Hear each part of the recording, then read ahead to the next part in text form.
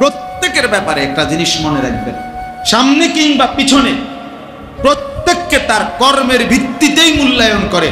সামনে বলতে পারুক বা না পারুক, পিছনে হইল আপনার কর্ম যেটা আপনারে মূল্যায়ন হবে না, আপনি ওইটাই। আমনের সুদখোর আমনেরে মানুষে কইব মাশাআল্লাহ জোনায়েদ বাগদা দিয়ে নাও, আয় মানুষে চিড়া খায় আর আমনে ভাত খান। কথা বলেন না কেন? বাটপাড়ারে বুঝি মানুষে কইব বেটা জোনায়েদ বাগদা দিয়ে, হ্যাঁ মানুষে বেউকুফ। হ্যাঁ, সেজদাওয়ালাকেও মানুষ চিনতে ভুল করে না, হারামখোর বাটপারকেও মানুষ চিনতে ভুল করে না। মানুষ রাতকে রাতই বলে, দিনকে দিনই বলে, আলোকে আলোই বলে, অন্ধকারকে কি বলে? অন্ধকারে। এজন্য হারামখোর পাপী নাফরমান তোরে বেটা চরিত্রহীন ছেলে তোমরা যারা এ নারী দেখো, ছবি দেখো, মোবাইলে অশ্লীল দৃশ্য দেখো, এক ওয়াক্ত সেজদা দাও না, তোরে মানুষ বেটা কোনোদিনও সম্মানের চোখে দেখে না, তোরে হাইওয়ান জানোয়ারের এক আইটেম ছাড়া আর কিচ্ছু মনে করে না। হ্যাঁ, চলতে থাকো, যদি মনে করো জানোয়ারের পরিচয় নিয়েই, জানোয়ারের বৈশিষ্ট্য নিয়েই আমি সন্তুষ্ট, তো ঠিক আছে, চলো ভাইয়া চলো, অসুবিধা কি? ফাসাউফা তারা ইদিন কাশাফাল গুবার, খুব দ্রুতই দেখতে পাইবেন, অচিরেই দেখবেন, অচিরেই ফয়সালা হয়ে যাবে। মৃত্যু এসে পার্থক্য করে দিবে, মৃত্যু এসে বুঝায় দিবে কোনটা ছিল করণীয়, কোনটা ছিল বর্জনীয়, কোনটা ছিল উচিত, কোনটা ছিল অনুচিত। আজ আমরা বুঝতেছি। এজন্য দোস্ত আমার, বাবা আমার, দয়া করে মেহেরবানি করে ভাবতে শিখে, ভাবতে শিখে। সারা পৃথিবী জুড়ে মুসলমানদের দুর্দশা, মুসলমানের উপরে জুলুম নির্যাতন, মুসলমানের রক্তে আল্লাহর জমিন ভাসতেছে। সামান্য অজুহাতে, ঠুনকো অজুহাতে মুসলমানকে নিশ্চিহ্ন করে ফেলা হচ্ছে। ফিলিস্তিন গাজাতে তো রক্তের বন্যা বইতেছেই, আবার আজকে 1-1.5 সপ্তাহ যাবত ভারতে এই হিন্দু বেঈমানরা তারা একেবারেই সামান্য অজুহাতে জম্মু কাশ্মীরের মধ্যে একজন হিন্দু অফিসারকে সন্ত্রাসীরা হত্যা করছে। এই ইস্যুটাকে সাথে নিয়ে এটাকে বড় করে হামলা করছে সন্ত্রাসীরা কিছু পর্যটকের উপরে। সেটা তো নির্দিষ্ট বিচার হবে, সন্ত্রাসীকে ধরা হবে, অপরাধীকে ধরা হবে, কিন্তু এই অপরাধীকে ধরার কোনো নাম গন্ধ নাই। পুরা কাশ্মীরে লক্ষ লক্ষ মুসলমানের উপরে, পুরা ইন্ডিয়ায়, গুজরাট সহ ইন্ডিয়ার লাখ লাখ মুসলমানের বাড়ি ঘর ভাঙ্গা সমান করে ফেলছে। জানেন, এখানে সন্ত্রাসী ধরার নাম নাই, পাকিস্তানকে পুরা অস্ত্রের হুমকি, মকিয়ের লগে কি পাকিস্তানের সাথে যুদ্ধের মুখোমুখি। আশ্চর্য এই ইস্যুকে কেন্দ্র করে। এই জন্য বললাম ভাই, বেঈমান সর্বদা চেষ্টা করে কোনো না কোনো ছোট্ট অজুহাতে আমাদের উপরে জুলুমের বন্যা বয়ে দিবে, রক্তের বন্যা বসায়। সেদিন তোমরা বুঝবা, সেদিন মনেই পড়বে এই মোবাইল টিপা, এই আল্লাহকে নারাজ করা, সেজদাবিহীন এই জীবন মনে পড়বে, মনে পড়বে। প্রতিবেশী যেহেতু গায়ে পড়ে ঝগড়া করতেছে, অতএব এটা খুব দ্রুতই ভয় হয় আমাদের এই চারদিকের প্রতিবেশী ইন্ডিয়া পরিকল্পিতভাবে ফ্যাসিস্ট জালেম যেদিন থেকে পলায়ন করছে, তারপর থেকে পরিকল্পিতভাবে ইচ্ছা করে গায়ে পড়ে মুসলমানদের উপরে জুলুম করতেছে। তার মানে এই যুদ্ধ, এই ষড়যন্ত্র, এই আগুনের লেলিহান দাবানল এখানেও ছড়াবে, এটা পৌঁছাবে কোনো না কোনো অজুহাতে, কোনো না কোনো। টিপতে থাকো মোবাইল, দেখতে থাকো নারী ছবি। চলো ছেলেরা চুলের পেখম, চুলের ফ্যাশন করো, নারী দেখো, ছবি দেখো, অসুবিধা নেই। শুধু অপেক্ষা করো আল্লাহর আযাব কখন আসবে, আল্লাহর আযাব কখন আসবে। সময় গুনতে থাকে, সময় গুনতে থাকে। সবাই বেখবর, আমরা সবাই বেখবর। আমাদের বাবা, আমাদের মা, আমাদের অভিভাবকরাও বেখবর। সবাই ব্যস্ত। কি নিয়ে ব্যস্ত বুঝি না আমি। ছেলে নামাজ পড়ে না, বাবা মেয়ে পর্দা করে না, স্ত্রী পর্দা করে না, ঘরে নর্তকীর নাচ গান চলতেছে, ছেলের হাতে মেয়ের হাতে মোবাইল, সারা রাত নাচ গান দেখতেছে। এবারে কি সংসার করে, কি করে আমি বুঝি না। এবারে এই অপদার্থ বাপ, তুমি বেটা করোটা কি? তোমার পোলাটাও নামাজ পড়ে না, তোমার মেয়েটাও পর্দা করে না, তোমার বউটাও পর্দা করে না, তোমার ঘরে রঙিন টেলিভিশনে নর্তকী নাচে, তো তুমি অপদার্থ কি সংসার করো রে? কিতা করো রে তুমি? কিরে ভাই বলেন না, কি করেটা কিসে? মুসলমান করছেটা কি? তাইলে আল্লাহ আমাদেরকে বুঝ দান করে। যার অন্তর মসজিদের সাথে লেগে আছে, যার দিল মসজিদের সাথে লেগে আছে, মসজিদে সেজদা দেওয়া, মসজিদে নামাজ পড়া, মসজিদে এসে ইবাদত করা, মসজিদকে সুন্দর করা, মসজিদের খেদমত করা, মানে মসজিদের প্রতি, ইবাদতের প্রতি তার হৃদয় পড়ে থাকে, দিল পড়ে থাকে, অন্তরের টান থাকে।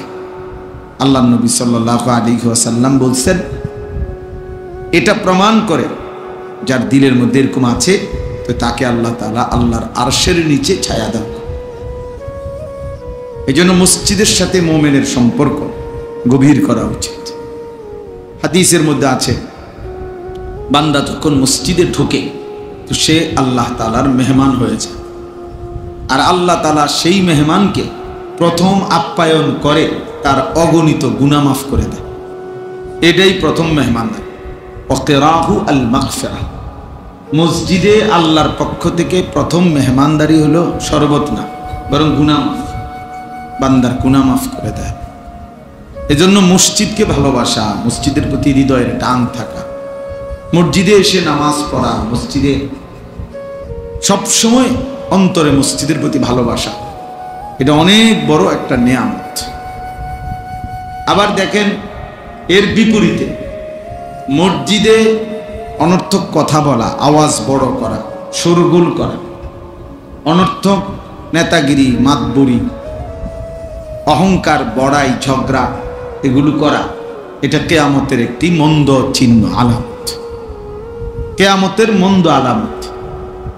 আল্লাহ নবী সাল্লাল্লাহু আলাইহি ওয়াসাল্লাম বলছেন, যাহারাতিল আসওয়াতু ফিল মাসাজিদ। গেটের জায়গা ছেড়ে বসে, গেটের জায়গা ছেড়ে ডানে বামে বসে, গেটের জায়গা আটকায় ফেললে, আলম ভাই আপনিও বইয়া লাইছেন, তো তার বইব কেন? গেটের জায়গা ছেড়ে দেন, তার তো বইব কেমনে পরের লোকজন। আল্লাহ নবী সাল্লাল্লাহু আলাইহি ওয়াসাল্লাম বলছেন, যাহারাতিল আসওয়াতু ফিল মাসাজিদ। কিয়ামতের একটি মন্দ চিহ্ন যে মসজিদের মধ্যে আওয়াজ বেড়ে যাবে, মানে মসজিদে ফালতু কথা, বেহুদা কথা, অনর্থক কথা, এটা বেড়ে যাওয়া, বেহুদা কথা বলা, এটা কিয়ামতের একটি অপছন্দনীয়, নিন্দনীয়, মন্দ আলামত। এজন্য আপনারা যারা আছেন প্রত্যেকেই মনে রাখবেন, মসজিদে কোনো রকম যেন গুনাহ না। মসজিদের আজমত, মসজিদের সম্মান অনেক বেশি, অনেক বেশি।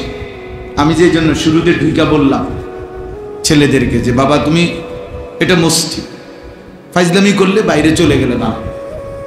আল্লাহর ঘর মসজিদে তামাশা করা, দুষ্টমি করা, এটা অনেক বড় একটা অপরাধ।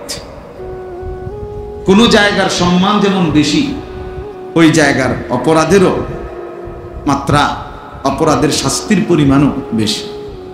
এজন্য সমস্ত উলামায়ে কেরাম বলছে, মক্কা শরীফ আল্লাহর ঘরের কাছে, মসজিদে হারাম, ওটার মধ্যে একটা আমলে একটি সেজদা 1 লক্ষ সেজদার সমান।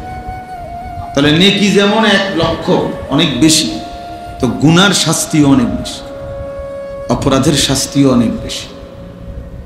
এই কারণে মসজিদের আজমত, মসজিদের প্রতি সম্মান, আন্তরিকতা, প্রত্যেকের ভিতরে থাকা চাই। আমরা আমাদের সমাজে এ ব্যাপারে যত্নবান কম, অনেক যত্নবান। অনেক মসজিদে কিশোর বয়সী ছোট বাচ্চা 14-15 বছর হয়ে গেছে এমন ছেলে পেলেও এত দুষ্টামি করে, এত কথাবার্তা, এত তামাশা মস্কারি ঠাট্টা, দোতলায়, নিচতলায়, বারান্দায় ফাইজলামির একটা আখড়া বানায় ফেলে। জুমার বয়ান হয়, ইমাম সাহেব বয়ান করে, আর কিছু দুষ্ট ছেলে পেলে আছে পুরাটা টাইম যন্ত্রণা দেয়, কষ্ট দেয়। আহা, অপদার্থ সন্তান জানেও না যে আল্লাহর ঘরের আজমত কি। কেউ তারে কোনোদিন শিখায়ও নাই যে আল্লাহর ঘরের সম্মান কি। অথচ টেলিভিশন দেখতে বসলে মা বুঝাই দিছে যে সাবধান, কথা বলবা না, চুপ থাকো। বাবা শিখাই দিছে। টেলিভিশন দেখলে, নর্তকীর নাচ দেখলে চুপ করায় দেয়। কিন্তু আল্লাহর ঘর মসজিদে আমাদের অনেকের চোখের সামনে বাচ্চারা, একেবারে ছোট্ট মাসুম বাচ্চা বাদ দিলাম, ও বেচারা একেবারেই ছোট, 12 বছরের ছেলেটাও ছোট, 14 বছরের ছেলেটাও ছোট। তো ওই যে বান্দরামি করে, দুষ্টমি করে, ওই যে একটা শব্দ শোনে না, তো সে শিখবে কোত্থেকে? শিখবে কোত্থেকে? শরীয়তের মাসআলা জানবে কোত্থেকে যদি নাই শুনে? নাই শুনলে আমল করবে কিভাবে? আমল তো তখনই আমল হয় যখন তা এলেম অনুপাতে হয়। কোরআন সুন্নাহর ইলম অনুপাতে হলে সেটা আমল হয়। এমনিতে আপনার মন মতো আমল করলে, নিজের ইচ্ছা মতো, এই যে আপনাদের মাঝ বয়সী বয়স্ক অনেক লোক আছে, 1000 বললেও, কোটি বারও যদি বলে, যদি ফাও ধরে, তারপরও উনি উনার সূরা কেরাত শুদ্ধ করবেন। কিছু বয়স্ক লোক আছে এমন গোয়ার, যে বুঝে যে উনার সূরা অশুদ্ধ, দোয়া কালাম অশুদ্ধ, কিন্তু দুনিয়ার কোনো কথা দিয়া ওনাগরে এটা বুঝানো যায়। কোন ইবলিস ওনাগো কলিজার ভিতরে বুঝাই দিচ্ছে যে অসুবিধা নেই, আল্লাহ ভরসা, এই যে এরুম ফরিয়ে রুম, এটা অন্য কেউ বুঝাই দিছে তার কলজে, যে মাইতো না চাইলি হুজুরা কইবই, আল্লাহ ভরসা। এখন আল্লাহ বলছে কিনা আপনারা বলেন, যে আল্লাহ যদি বলে, আপনারা শুনছেন যে আল্লাহ বলছে যে বান্দা তুমি ভুলের উপরে, মিথ্যার উপরে, ভুলের উপরে মৃত্যু পর্যন্ত থাকো, আমি ভরসা, এটা আল্লাহ বলছি। তো তো আমাদের কে ভরসা দিন? আপনার এই ভরসাটা দিল কে? আফসুসের ব্যাপার, আফসুসের ব্যাপার। 60 বছর 50 বছর হয়ে গেছে, এই কথাটুকু বোঝে না যে আমার সূরা, আমার কেরাত, আমার দোয়া, আমার তাসবিহ, আমার আত্তাহিয়াতু, আমার দুরূদ শরীফ, আমার দোয়ায় কোনো, ওই ছেলেরা হয়তো এখন ঢুকো, পরে যে সময় একটা পোটলা দিব ওই সময় ঢুকো না, আসো, এখন আসো,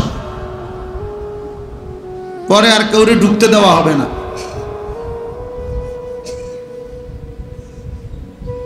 হ্যাঁ, কিছু খবর নেয়, মনে করেন কিছু আছে খবর নেই, কিছু দিবনি। এবার যদি রাত 2টাও বাজে ঘুরবো, বুঝলেন না? যদি রাত 2টাও বা সারা রাতও লাগে, তারপরও ঘুরবো। আফসুস জীবন মানেই শুধু এই 2 বিরিয়ানি, 1 প্লেট খিচুড়ি, 2টা জিলাপি, এই জিন্দিগি। আবার আগের মতো তামাশা, আগের মতো বেনামাজি জিন্দিগি, আগের মতো অসভ্যতা। আসলো কেন পৃথিবীতে? মরবেই বা কেন? করবেই কি? কিচ্ছু জানেন, কিচ্ছু জানেন।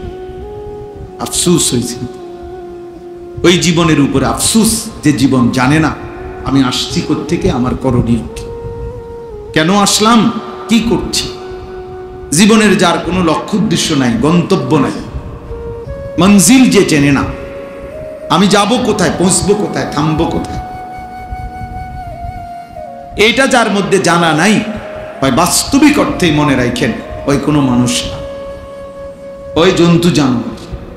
কোরআন বলছে ওকে জানোয়ারই বলছে। জানোয়ারেরই কোনো নির্দিষ্ট টার্গেট নাই, তার দরকারও নাই। টার্গেট দিয়ে করব কি? কোনো গরু, ছাগল, কুকুর, বিড়ালে টার্গেট দিয়ে করবে কি? তার তো কোনো হালালও নাই, হারামও নাই, জায়েজ না জায়েজ কিছু নেই, তার জন্য কোনো বিধান নাই, দিন নাই, শরীয়ত নাই।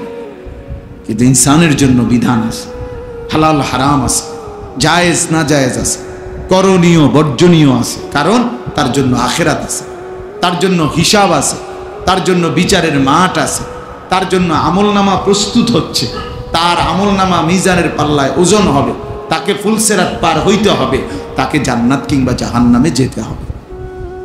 এটা গরু ছাগলের নাই, এটা জন্তু জানোয়ারের নাই।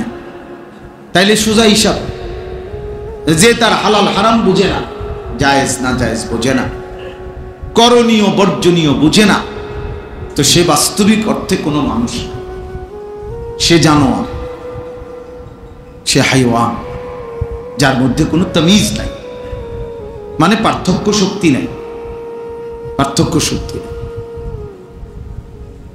তাইলে বাবা বলতেছিলাম আল্লাহর ঘর মসজিদের কথা বলছি। মসজিদের আজমত জরুরি, মসজিদে জুমার বয়ান গুরুত্বপূর্ণ, মসজিদের ইমাম সাহেবকে সম্মান করা খুব গুরুত্বপূর্ণ, মুয়াজ্জিনকে সম্মান করা খুব গুরুত্বপূর্ণ। মসজিদের একটা জুতার বাক্স, মসজিদের বালু, মসজিদের একটা মোমবাতি অনেক সম্মানিত, এটা মসজিদের। আমরা কোরআন হাদিসের ভাষায় বলে নিসবতের কারণে দামি হয়, মানে সম্বন্ধের কারণে দামি। ইট বালু পাথর সিমেন্টের একটা ঘর এমনিতে শুধু ছিল ঘর, কিন্তু যখন এটা সিদ্ধান্ত হলো যে এটা আল্লাহর ঘর, এই আল্লাহর এই শব্দটা যখন এই ঘরের সাথে লাগলো তো এটা দামি। কি বলে এটা নিসবতারি, মানে সম্বন্ধ, কিসের সাথে মিলল, ওইটার কারণে দামি হয়, ওইটার কারণে দামি। এমনিতে একটা কাপড়, এটা কাপড়, কিন্তু যখন এটারে বলে যে এটা কোরআন শরীফের গিলাফ, তো এটা দামি, দামি। তাহলে সম্বন্ধ, নিসবত, এর কারণে দামি। তো মসজিদ আল্লাহর ঘর, অতএব এটা নিঃসন্দেহে দামি, এটা দাম, এটা অনেক দাম। আমরা এই জন্য ইনশাআল্লাহ মসজিদের জন্য সবার কাছে অনুরোধ, মসজিদে নামাজ পড়া, জামাতকে ঠিক মতো আদায় করা, মসজিদে আন্তরিকতা রাখা, ভালোবাসা, এটা যেন সবার মধ্যেই থাকে। এই পদ পদবী, মূল্যায়ন অবমূল্যায়ন এই কোনো বিষয় না। অমুকের সভাপতি বানাই তুমি, আমনে তারে দিয়ে দেন সভাপতি, বলে তুই সভাপতির আব্বা, তুই সভাপতির 14 গোষ্ঠী, যা তুই নিয়ে সভাপতি, তোর সভাপতি নিয়ে তুই সিরা খাবি, তোর সেক্রেটারি নিয়ে তুই কি করে পানি ভিজিয়ে খাবি। হ্যাঁ, আল্লাহ তাআলা আমাদেরকে বুঝ দান করে। আখিরাতে ইন্নাল্লাহা লা ইয়ানজুরু ইলা সুওয়ারিকুম ওয়ালা ইলা আজসামিকুম, নবী সাল্লাল্লাহু আলাইহি ওয়াসাল্লাম বলেন হাসরের ময়দানে নিশ্চয়ই আল্লাহ তাআলা তোমাদের চেহারা দেখবেন না, তোমাদের শরীর দেখবেন না, ওয়ালাকিন্নাল্লাহা ইয়ানজুরু ইলা কুলুবিকুম ওয়া আমালিকুম, বরং আল্লাহ তাআলা তোমাদের দিল দেখবেন এবং তোমাদের আমল দেখবেন। দিল দেখবেন আর কি দেখবেন? আমল দেখবেন। এর ভিত্তিতে আল্লাহ তাআলা ফয়সালা করবেন।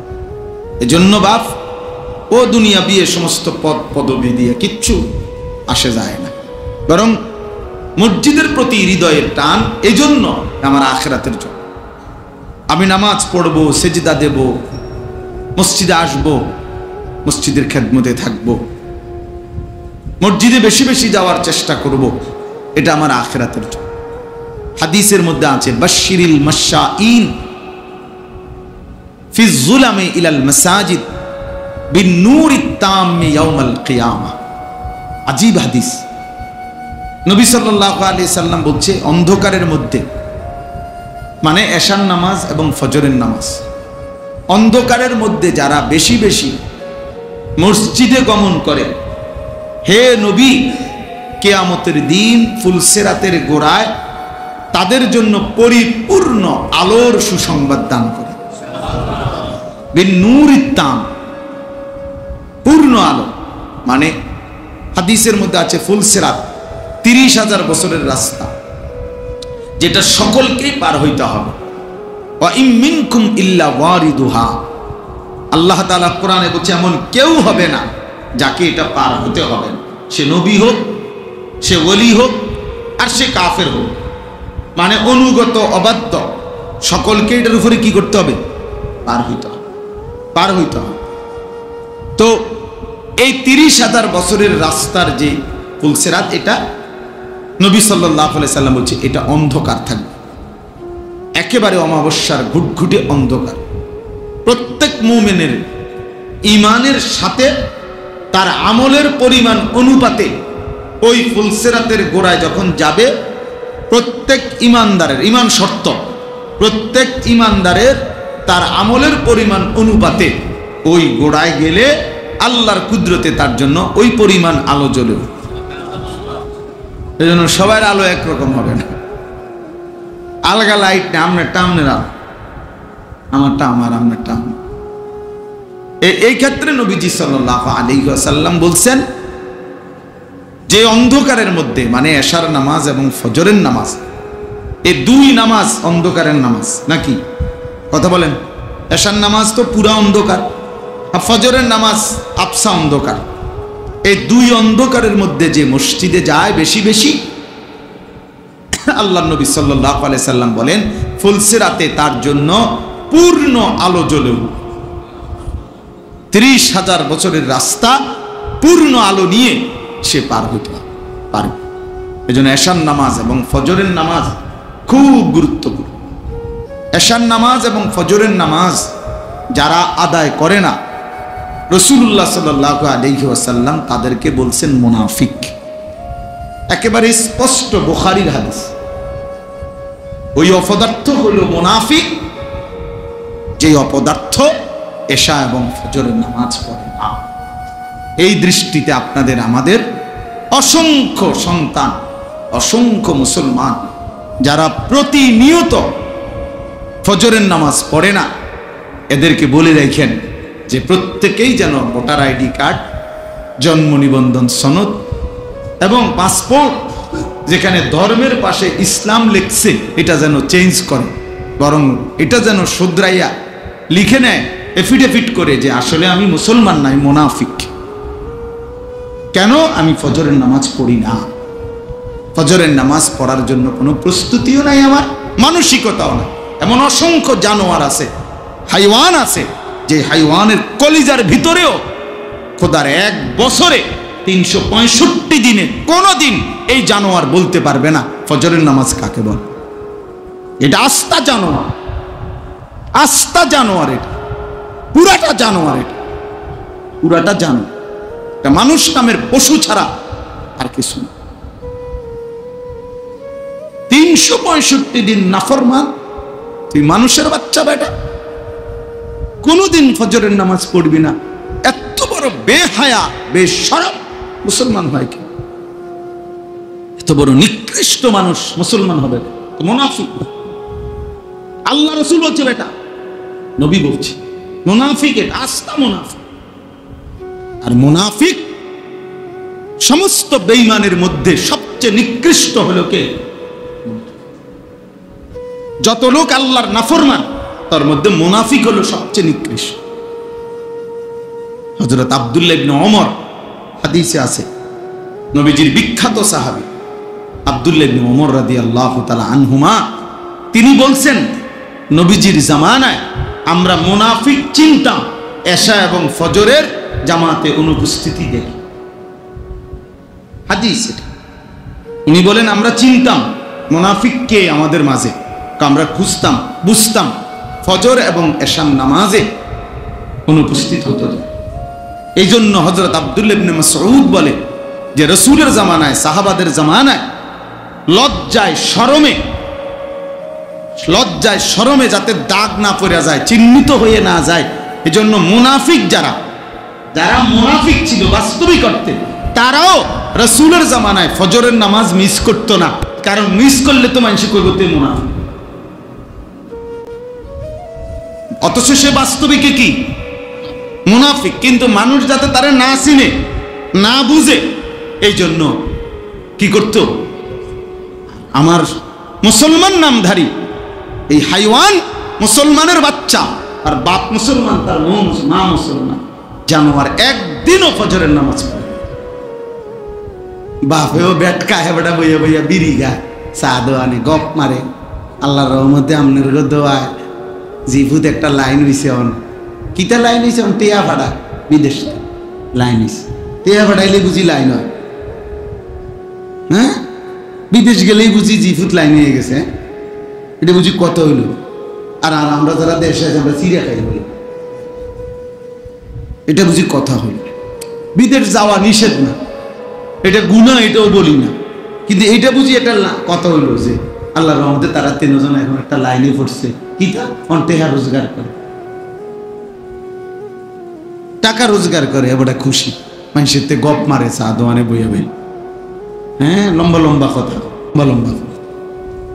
ভালো খাইতে পারতেছে, শেষ বয়স, আপেল খায়, মালটা খায়, চা খায়, গম খায়, গপ মারে, আর কি বাজার হইতেছে, খাইতে আছে, ফুতে টেয়া ফাটাইতে আছে। হালাল হারাম এত কিছু তো অনেক সময় আসেনি।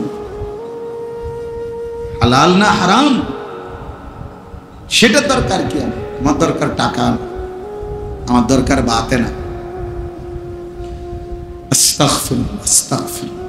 ভুলে গেলে চলবে না, আখিরাত নিশ্চিত, মৃত্যু আমাদের নিশ্চিত, কবর আমাদের নিশ্চিত। ভুলে গেলে চলবে না। জাহান্নামের আযাব বড় ভয়ানক আযাব, বড় ভয়ানক আযাব।